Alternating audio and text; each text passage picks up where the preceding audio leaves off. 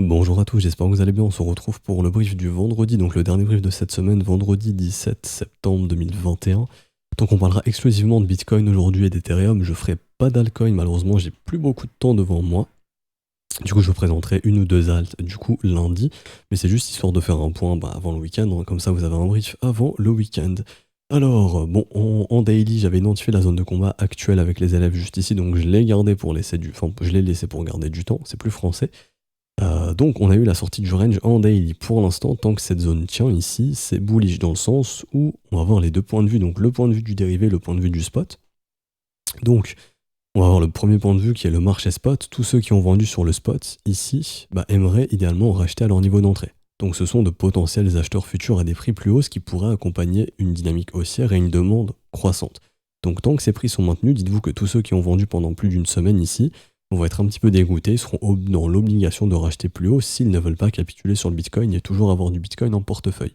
Également, ici c'est le point de vue des dérivés, tous ceux qui ont shorté ce marché pendant 7 à 8 jours, donc 1, 2, 3, 4, 5, 6, 7, 8 jours, ont la tête sous l'eau. C'est-à-dire que quand vous shortez un marché, vous faites une promesse de rachat futur. Et donc, certains ont du mal à comprendre, de se dire, mais si tout le monde short, pourquoi le prix ne baisse pas? Si tout le monde short, c'est qu'on a que de potentiels acheteurs, en fait. On a que des mecs qui ont fait la promesse de racheter ensuite.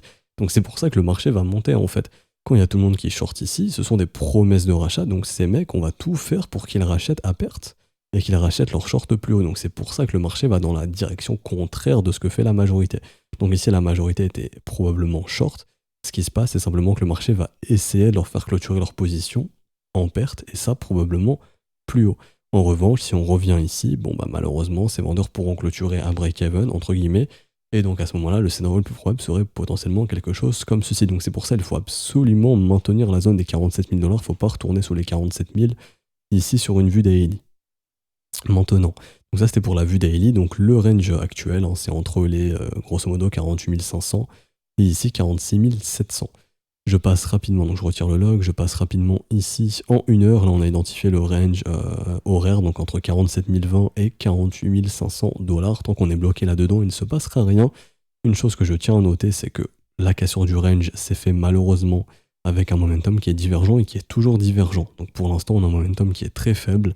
Donc il faut absolument attendre que les bulls récupèrent le momentum pour avoir une poursuite des prix vers le nord et qu'on puisse poursuivre. Actuellement, ce qui est très dangereux également, c'est qu'on a eu le rallye baissier ici. Pour l'instant, on est en zone de rechargement de short et on rebloque les prix ici. C'est-à-dire que si on a un énième rejet ici, ça sent pas bon et là on pourra probablement faire ça et déclencher un retracement plus important. Ok. Une chose que je vais noter également, c'est au niveau de l'order flow. Hop, donc ça paraît, j'ai tracé ça avec les élèves. Alors, je leur ai fait une petite mise à jour de ce qui s'est passé ici au niveau de l'order flow. Donc, on a eu ici des FOMO buyers, donc des gens qui sont entrés en FOMO sur les dérivés. Comment je vois ça? Je le vois au niveau de l'open interest. Funding élevé, open interest qui monte. Donc ici, les gens qui sont entrés massivement à l'achat. Cette consolidation a permis de sortir des acheteurs. Comment je le vois? L'open interest ici a bien dégonflé, donc tous ces acheteurs ont pu être sortis. Malheureusement, ce qui se passe, c'est que depuis, en fait, à chaque fois qu'on casse les 48 000, psychologiquement, ça y est, les gens se remettent à long sur les dérivés.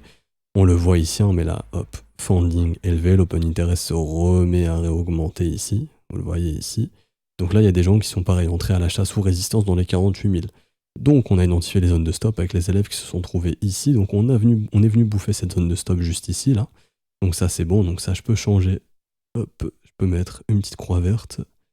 Si je l'ai, ou voilà, hop, je mets ça, on s'en fout. Et donc, si on veut justement chasser les acheteurs qui sont rentrés cette nuit, ou enfin ce matin, tôt ce matin, il faut aller sous les 47 400 $. Et si jamais, il faudra aller sous les 47 048 $. Mais rappelez-vous, si on va sous cette zone, là, on change la dynamique de marché.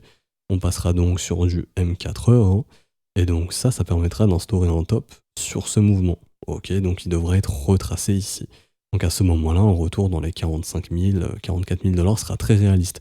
En termes de liquidation, sur du court terme, on voit qu'il n'y a plus grand-chose côté short. On a bouffé les dernières liquidations qui étaient ici à 48 500. Maintenant, c'est plutôt des liquidations côté long.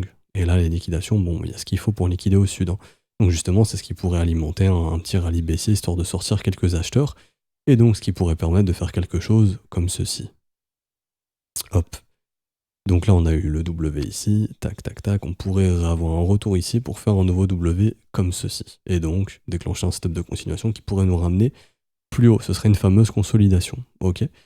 Donc voilà, est-ce que ça fait de moi quelqu'un de très bearish? Non, parce que techniquement, en daily, on est bullish, etc.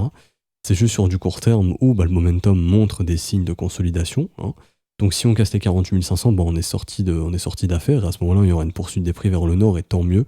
Donc tout va se jouer, je pense, encore une fois à Wall Street, hein. Si aujourd'hui, pendant la journée des 4 sorcières où les contrats vont expirer du côté de Wall Street, si ça crée de la volatilité baissière, ça aura le même impact sur le marché crypto en fait. Donc il faudra absolument voir ce qui va se passer du côté de Wall Street aujourd'hui. Et nous, du coup, bah, notre 4 sorcières, entre guillemets, à nous, en tout cas notre grosse expiration de contrat, nous, c'est vendredi prochain côté crypto. Et ça sera du côté des options où justement il y a encore eu de gros achats de call ce matin, 50 000. Donc il y en a beaucoup qui veulent les 50 000 pour vendredi prochain. Donc ici, en gros, c'est l'expiration du 24 septembre. Le contrat le plus acheté, c'est à 50 000. Ah non, c'est ici. C'est quoi ce bordel? Comment ça on est passé? Ah, intéressant. Ok, avant c'était 50, il y en a beaucoup qui ont vendu, je pense, avant expiration, leur contrat. Très intéressant. Donc il y en a beaucoup qui ont lâché l'affaire. C'est assez intéressant. Donc à voir. Mais ici en gros, un gros contrat d'achat, enfin un gros niveau de contrat ici au niveau des 54 000 côté calls, pardon. De gros niveaux d'achats de calls sur les 50 000 dollars sont attendus pour le 24 septembre en expiration. Donc beaucoup veulent voir le Bitcoin à 50 000, voire d'autres à 64 000. Donc à voir si on sera à ces niveaux de prix pour fin septembre. Max Pain Price, donc si on veut recter un maximum de gens, il faudrait clôturer au niveau des 44 000. Donc là, si on veut recter un maximum d'acheteurs de calls, moi je pense plus qu'il faut clôturer le marché entre 44 et 46 pour vendredi prochain. Donc à voir, mais là c'est intéressant, de mémoire, je regarderai les anciens briefs, mais j'ai en mémoire qu'il y avait un intérêt plus élevé côté 50 000 pour 24 septembre, c'est-à-dire que beaucoup ont vendu leurs calls, c'est très bizarre. Enfin, je retournerai sur le brief d'hier et je reverrai les valeurs, à moins que peut-être que je confonds avec une autre expiration. Très bizarre. Bon, je retournerai voir ça si besoin. J'avais autre chose en mémoire. Et du coup, rien d'autre à dire, hein. Donc, si on veut une poursuite des prix, il faut retrouver un momentum haussier sur Bitcoin ou une cassure des 48 500. Tout simplement, ok.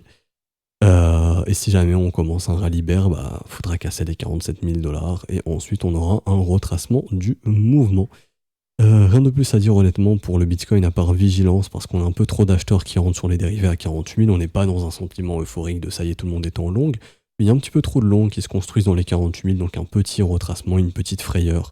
Juste déjà un petit retour à 47 200 par exemple pourrait permettre de sortir quelques bulls qui sont un petit peu rentrés ici et de bloquer quelques vendeurs pour voir ensuite un mouvement de continuation par exemple. Ok. Donc la seule chose que vous avez à retenir, c'est qu'on a breaké ce range avec un momentum faible et qu'on a un petit peu trop d'acheteurs qui rentrent en haut du range. Donc si on repasse sous les 47 000, à ce moment-là, un petit retour dans le bas du range pourrait arriver d'ici ce week-end ou la semaine prochaine. Sait-on jamais. Et rapidement, je fais une update Ethereum, c'est exactement la même chose. Du coup, Ethereum qui a tenté de breaker son range ici en horaire, on le réintègre. Pareil, le momentum, on avait vu en des divergences baissières, c'est pas ce qu'on veut voir quand on break un range, on veut voir des divergences, enfin pas des divergences haussières, mais on veut voir un momentum qui est fort. Ici en 4 heures, divergence baissière également, petite divergence, mais elle est notable. Donc on attendra que les divergences soient nettoyées pour poursuivre justement plus haut. Pareil sur Ether, si on se met à perdre le niveau des 3480, ça pourrait justement mener à un retracement un peu plus profond, voire même un petit retour dans le bas du range, potentiellement. Donc voilà, les niveaux à noter pour le Bitcoin sont donc les 47 000 dollars, les 48 500, les 46 500, et ensuite ce sera plus bas, donc entre les 45 400 et les 44 500 dollars. Donc on va s'arrêter ici pour aujourd'hui, c'était un brief express, c'était pour vous tenir au courant de la situation. Je vous souhaite une bonne journée, si le contenu vous a plu, n'hésitez pas à laisser un petit pouce bleu, vous abonner si ce n'est pas déjà fait, à nous rejoindre sur Discord, je vous mets le lien en description et en commentaire. Si vous voulez rejoindre l'école, tout est expliqué dans le bienvenu du Discord, donc juste ici je vous mets le lien du Discord en description et en commentaire également. À ce stade du mois, privilégiez les entrées via les crypto-monnaies, donc les modalités crypto, l'USDT, TRC20, idéalement pour les frais qui sont minimes. Et via le Patreon, ce sera plus du coup le 1er octobre. Okay. Je vous souhaite une bonne journée, on se retrouve donc du coup, pas demain, mais lundi pour un prochain brief. Ciao ciao.